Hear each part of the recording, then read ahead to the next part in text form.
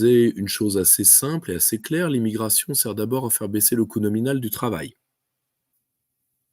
Point, barre, ligne.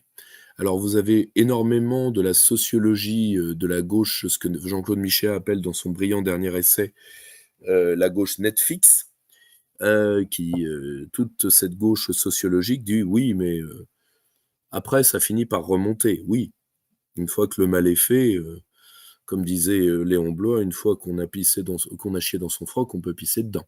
Bon, c'est aussi vite que ça. Or le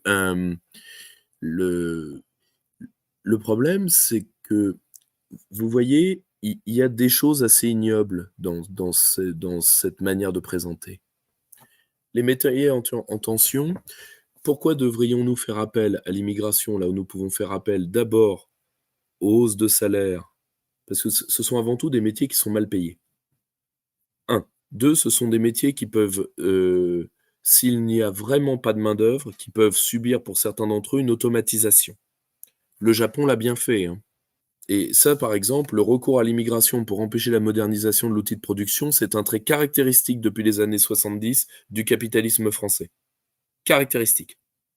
Or, vous avez un autre point, vous pouvez aussi avoir une substitution migratoire. Parce que, admettons qu'il y ait certaines immigrations dont nous ayons impérativement besoin. Rien ne nous oblige à les prendre dans les, populations non miscibles avec la nôtre. Nous savons très bien quelles immigrations s'assimilent ou pas. L'immigration qui s'assimile le mieux en France, c'est l'immigration asiatique, tout le monde le sait. Le Bureau international du travail ne tarit pas de rapport là-dessus. Quant aux immigrations qui ne s'assimilent pas, il suffit de prendre leur corollaire pénitentiaire, non pas en leur assignant une origine, mais en prenant leur communauté surreprésentée dans notre appareil carcéral, à titre d'étrangers.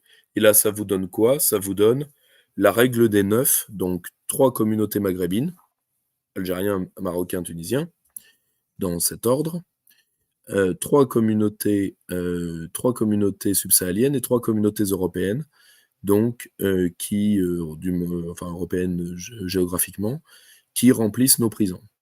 C'est aussi simple que ça, ce qui est un signe, je pense, irréfragable de mauvaise assimilation. Nous sommes d'accord, hein?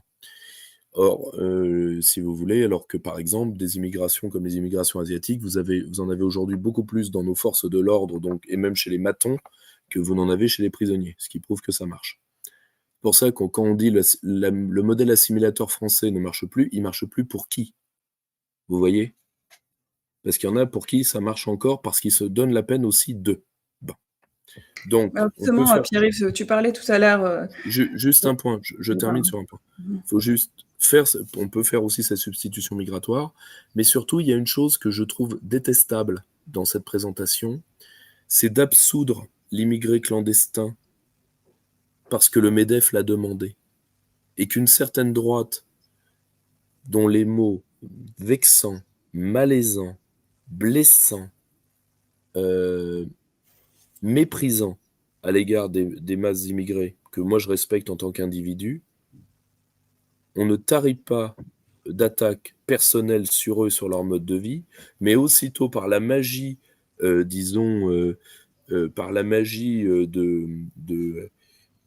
par la magie, du MEDEF rhabillé en marraine de Cendrillon, babidibou, ils deviennent d'un seul coup, nécessaires, sympathiques, et je crois d'ailleurs qu'un chef identitaire pourtant, très, très, très remonté contre l'immigration, avait dit, pour excuser madame Mélanie, c'est quelqu'un qui est dans la campagne d'Éric Zemmour, que si c'est le patronat qui le demande, ah oui, ce qui veut dire au passage que si le patronat le demande, vous absolvez, l'immigration, ce qui veut dire que la seule chose qui vous gêne dans l'immigration, c'est le racisme.